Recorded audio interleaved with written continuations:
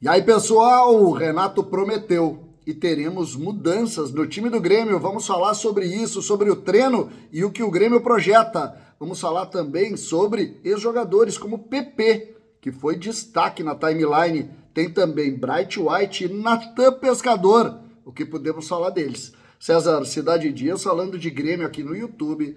Papo de gremista para gremista. Agora mais ágil. Para você que está precisando de uma grana extra, você tem na Mais Ágil um grande parceiro. Você tem FGTS parado para pagar aquela continha, para surgir uma viagemzinha e ter que fazer qualquer coisa? Mais Ágil resolve para você. FGTS parado, Mais Ágil. Entre no link da descrição, converse com eles e você vai ter sem burocracia em 24 horas o FGTS na sua conta. Tem FGTS parado? Mais Ágil resolve para você e você vai pagar essa continha ou vai fazer uma viagem, comprar alguma coisa, qualquer coisa que você esteja precisando. Mais Ágil é a dica. Gente, vamos lá. Timeline tricolor, que começa com o Grêmio, o time do Grêmio e as possíveis mudanças. O técnico Renato Portaluppi, na última coletiva, disse: não quero saber de rendimento, quero saber apenas de resultado. Os times, segundo ele, serão montados de acordo com o adversário. O que isso nada mais faz do que a ideia de que o Grêmio muda a equipe. Muda a equipe. Que a gente tem visto um Renato incoerente em toda e qualquer entrevista, a gente sabe disso. Não tem nada de uma linha que a gente possa montar o quebra-cabeça diante de tudo que a gente está vendo. Então começa por aí a nossa conversa. Mas, mesmo assim, a gente sabe que o Grêmio precisa montar um time. Quando tu pensa no Palmeiras, o que tu pode admitir ou entender? Que o Grêmio vai se fechar. Que foi o que pensou para o jogo contra a equipe do Fluminense. Jogando com aquele tripé, com Vija Sante, com Dodi, com Edenilson. E em cima desse modelo, construir algo produtivo. Pois contra a equipe do Palmeiras, a tendência é que o Grêmio retome a condição do meia, tirando ou o Soteldo ou o Aravena, mantendo o Edenilson pelo lado, jogando com dois volantes e trazendo o meia para que a bola fique mais com o Grêmio.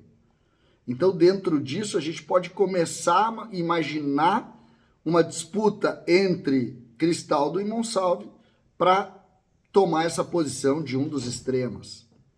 O Renato deve ter visto o jogo, que o Grêmio não conseguiu ter o contra-ataque com os lados do campo, mas que o Aravena foi melhor que o Soteldo. Então, eu acho que a tendência é Aravena, já que o Grêmio vai precisar desse espaço para andar, com a entrada, acredito eu, do Cristaldo, para a partir daí o Grêmio poder, enfim, tentar criar uma forma de ganhar esse jogo e a importância desse jogo. E os jogadores do Grêmio que foram assunto a gente tem por aqui também.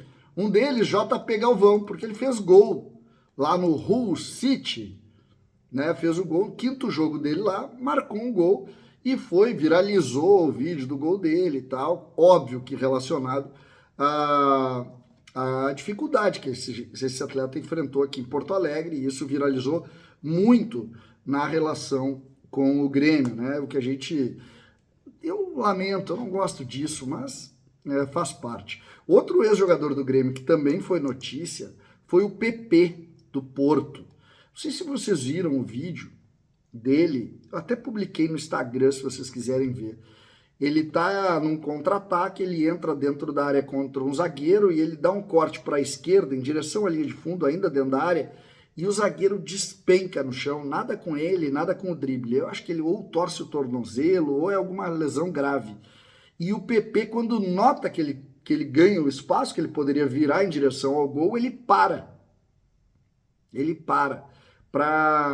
Porque viu claramente que só continuaria aquela jogada daquela maneira porque houve a lesão do jogador do time adversário. E aí ele para. Foi muito valorizado pelos colegas, tanto do time dele como do adversário, numa belíssima atitude, né? PP que, para mim, desta linha, até o momento é o melhor. Para mim, ele é melhor do que o Cebolinha, apesar do Cebolinha ter brilhado na seleção brasileira. Mas para mim o PP é o melhor. Vamos a algumas situações que aconteceram, a gente já falou sobre isso hoje no Segue o Fio. Bright White, numa entrevista para o Duda Garbi, fez uma frase que tem duplo sentido. Até o momento eu não vi um time melhor que o do Grêmio. Temos bons jogos e jogos ruins, mas no potencial jogador a jogador não vi nenhuma equipe melhor que a nossa. Basicamente ele está dizendo que pelo grupo de jogadores teríamos que jogar mais. Então interessante isso aqui, porque não deixa de ser também uma avaliação de como o trabalho do Grêmio é ruim, que é algo que a gente tem batido o pé, né? Como o trabalho do Grêmio é ruim, né? E aí o próprio Bright White disse, tinha que estar na frente disso. E eu acho que ele tem razão. Kahneman, também é notícia por aqui. O Kahneman, todos estão dizendo que ele teve uma lesão no quadril, mas do outro lado da cirurgia. E estaria aí pronto para retornar, treinou hoje normalmente e poderia. Eu tenho uma preocupação pela grama sintética, porque se ele tem algum tipo de problema no quadril, ali é duro o piso, né? Então talvez ele enfrente ainda mais dificuldade. Então, me parece que essa questão envolvendo o Kahneman deve indicar que ele retome contra o Juventude, né?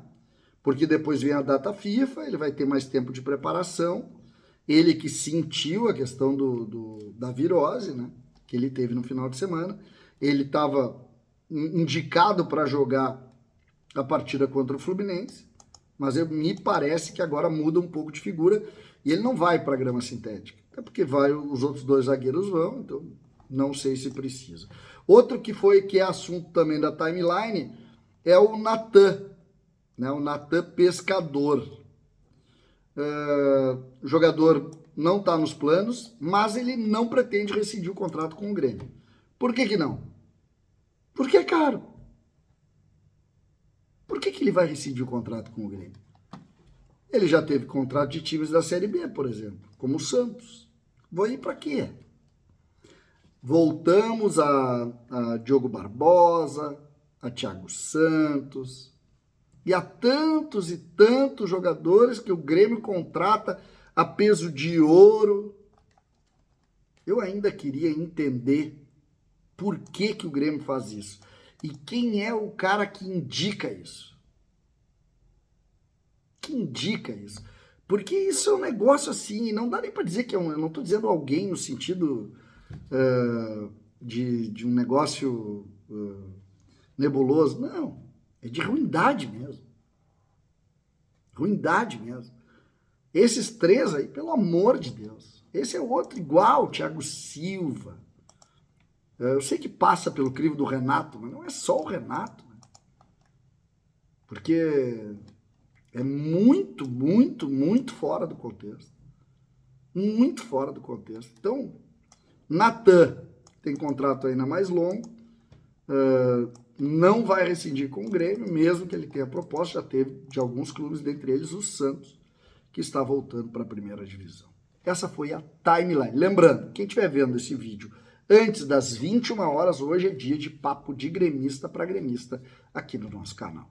César, Cidade e Dias falando de Grêmio aqui no YouTube.